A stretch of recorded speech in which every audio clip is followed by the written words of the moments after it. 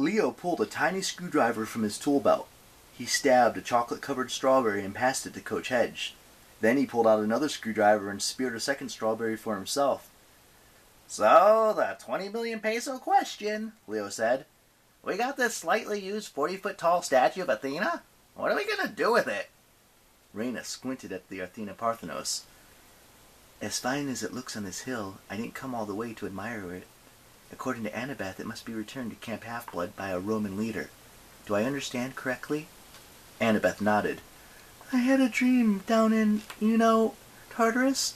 I was on Half-Blood Hill, and Athena's voice said, 'I must stand here. The Roman must bring me.'" Percy studied the statue uneasily. He'd never had the best relationship with Annabeth's mom. He kept expecting Big Mama Statue to come alive and chew him out for getting her daughter into so much trouble. Or maybe just to step on him without a word. "It makes sense," Nico said. Percy flinched. It almost sounded like Nico had read his mind and was agreeing that Athena should step on him. The son of Hades sat at the other end of the circle, eating nothing but half a pomegranate, the fruit of the underworld. Percy wondered if that was Nico's idea of a joke. "The statue is a powerful symbol," Nico said. "A Roman returning to the Greeks. That could heal the historic rift. Maybe even heal the gods of their split personalities."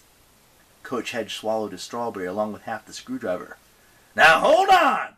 I like peace as much as the next satyr." "You hate peace," Leo said. "The point is, Valdez, we're only, a few days from Athens? We got an army of giants waiting for us there. We went to all the trouble of saving the statue." "I went through most of the trouble," Annabeth reminded him. "Because that prophecy called it Giant's Bane?" the coach continued. "So why aren't we taking it to Athens with us? It's obviously our secret weapon." He eyed Athena the Parthenos. "It looks like a ballistic missile to me. Maybe Valdez could strap some engines to it?" Piper cleared her throat. Great idea, Coach, but a lot of us have had dreams and visions of Gaia rising at Camp Half-Blood." She unsheathed her dagger Calthropus and set it on her plate.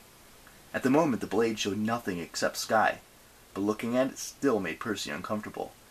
"Since we got it back to the ship," Piper said, "I've been seeing some bad stuff in the knife. The Roman Legion is almost within striking distance of Camp Half-Blood. They're gathering reinforcements. Spirits, eagles, wolves." "Octavian," Reina growled.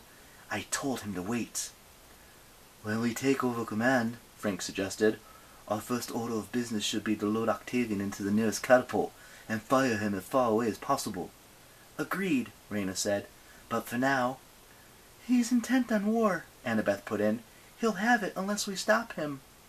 Piper turned the blade of her knife. "Unfortunately, that's not the worst of it. I saw images of a possible future. The camp in flames. Roman and Greek demigods lying dead. And Gaia?" Her voice faltered. Percy remembered the god Tartarus in physical form, looming over him. He never felt such helplessness and terror. He still burned with shame, remembering how his sword had slipped out of his hand. "You might as well try to kill the earth," Tartarus had said. If Gaia was that powerful, and she had an army of giants at her side, Percy did not see how 7 demigods could stop her, especially when most of the gods were incapacitated. They had to stop the giants before Gaia woke, or it was game over. If the Athena Parthenos was a secret weapon, taking it to Athens was pretty tempting. Heck, Percy kind of liked the coach's idea of using it as a ballistic missile and sending Gaia up in godly nuclear mushroom clouds. Unfortunately, his gut told him that Annabeth was right. The statue belonged back on Long Island, where it might be able to stop the war between the two camps. "So, Reina takes the statue," Percy said, "and we continue on to Athens." Leo shrugged. "Go with me, but, few pesky logistical problems. First, we got, 2 weeks until that Roman feast day when Gaia's supposed to rise?" "The Feast of Spes," Jason said. "That's on the 1st of August. Today is "July 18th, Frank offered. "So yeah, from tomorrow, exactly 14 days. Hazel winced.